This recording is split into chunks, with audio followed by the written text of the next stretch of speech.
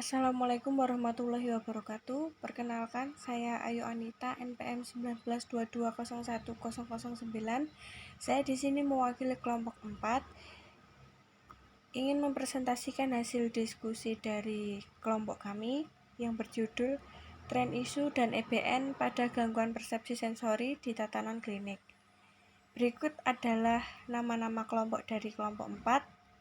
Ada Agustina Waning Pangesti, ada saya, Ayu Anita, ada Dius Kusumaningrum, ada Fajar Fitriana, ada Iklima Nurul, ada Niki Intan, ada Nurul Fiki, ada Raja Rafli, ada Cinta Dama, ada Tia Seri.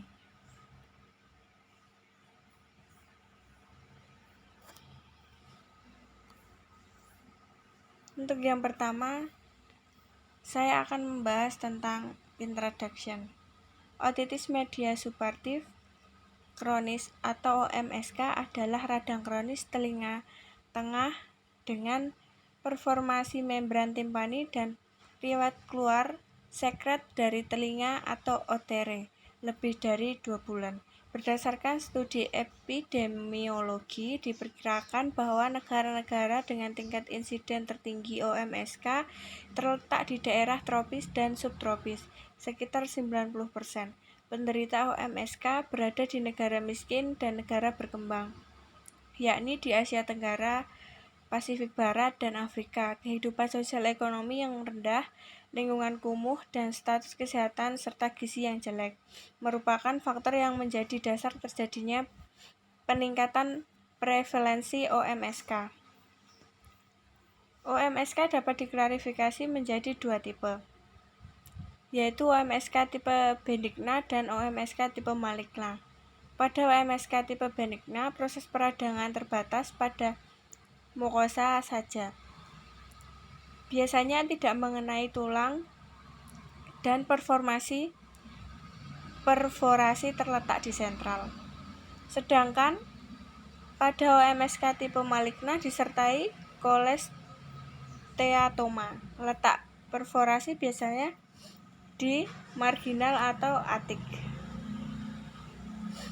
Untuk metode penelitian ini adalah penelitian observasional analitik dengan menggunakan rancangan potong lintang.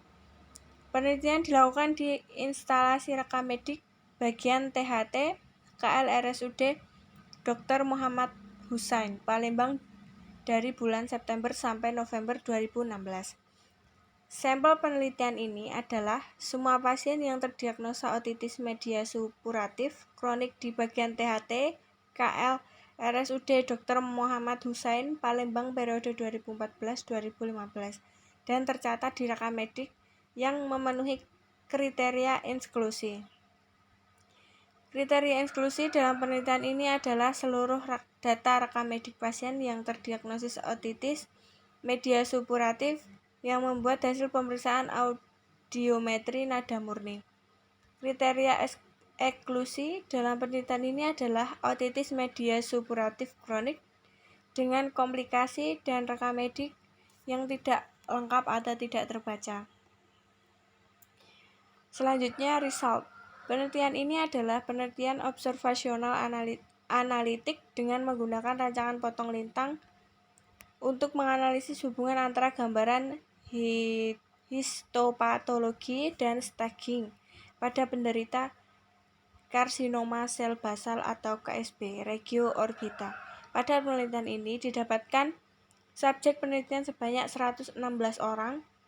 Disajikan data tentang distribusi kejadian otitis media supuratif kronik berdasarkan kategori usia. Dari 116 sampel, tampak distribusi pasien otitis media supuratif kronik paling banyak terdapat pada kelompok umur 16-25 tahun, yaitu 42 orang. 36,2% diikuti kelompok umur 26-35 tahun sebanyak 23 orang.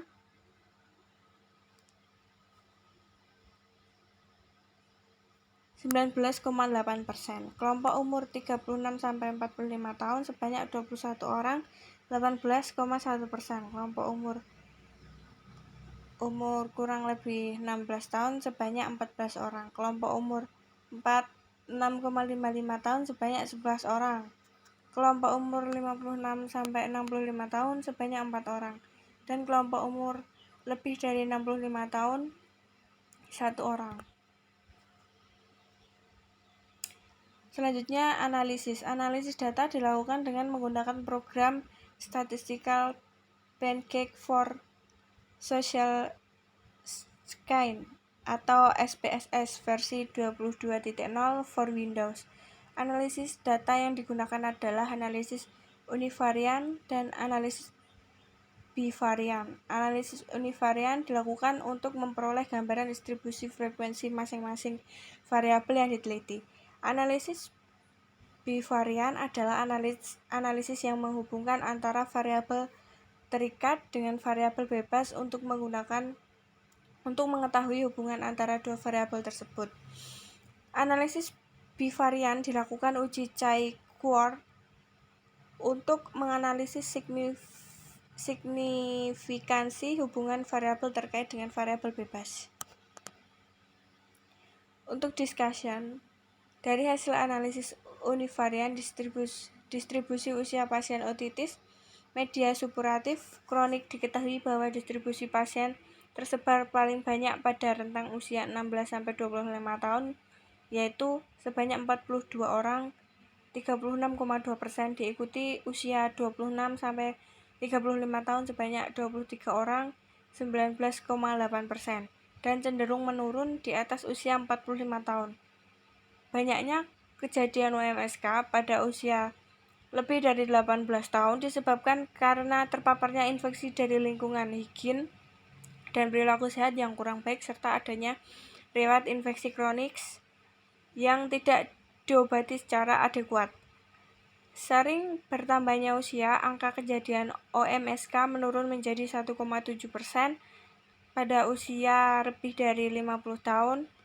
Secara umum, pasien otitis media supuratif kronik pada penelitian ini didominasi oleh pasien laki-laki dengan 70 orang, 60,3%, lebih banyak dari pasien perempuan yang hanya berjumlah 46 orang, yaitu 39,7%. Pada penelitian ini didapatkan bahwa otitis media supuratif kronik tipe maligna 53,4%, lebih tinggi dibandingkan dengan otitis media supuratif kronik tipe benigna, yaitu 46,6%.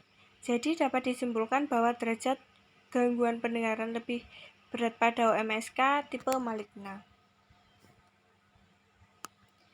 Kesimpulan, disimpulkan bahwa derajat gangguan pendengaran lebih berat pada OMSK tipe maligna dibandingkan tipe benigna. Lebih beratnya gangguan pendengaran pada tipe maligna dikaitkan dengan hasil studi oleh Stressing DKK 2012 dan Rehman 2014, yaitu kondisi patologis atau kerusakan jaringan lebih berat dan pada tipe maligna.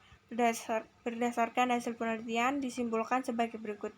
Dari 116 subjek didapatkan otitis media supuratif kronik tipe benigna sebanyak 46,6% dan tipe maligna sebanyak 53,4%. Terdapat hubungan antara otitis media supuratif kronik dengan derajat gangguan pendengaran. Perbedaan bermakna rata ambang dengan antara OMSK tipe benigna dan OMSK tipe maligna, dan terdapat hubungan antara otitis media supuratif kronik dengan jenis gangguan pendengaran. Berikut adalah daftar pustaka. Terima kasih. Sekian presentasi dari kelompok 4. Jika ada yang ingin ditanyakan, dipersilahkan. Waktu dan tempat saya persilahkan. Kurang lebihnya saya mohon maaf. Saya undur diri. Wabillahi taufiq wal hidayah. Wassalamualaikum warahmatullahi wabarakatuh.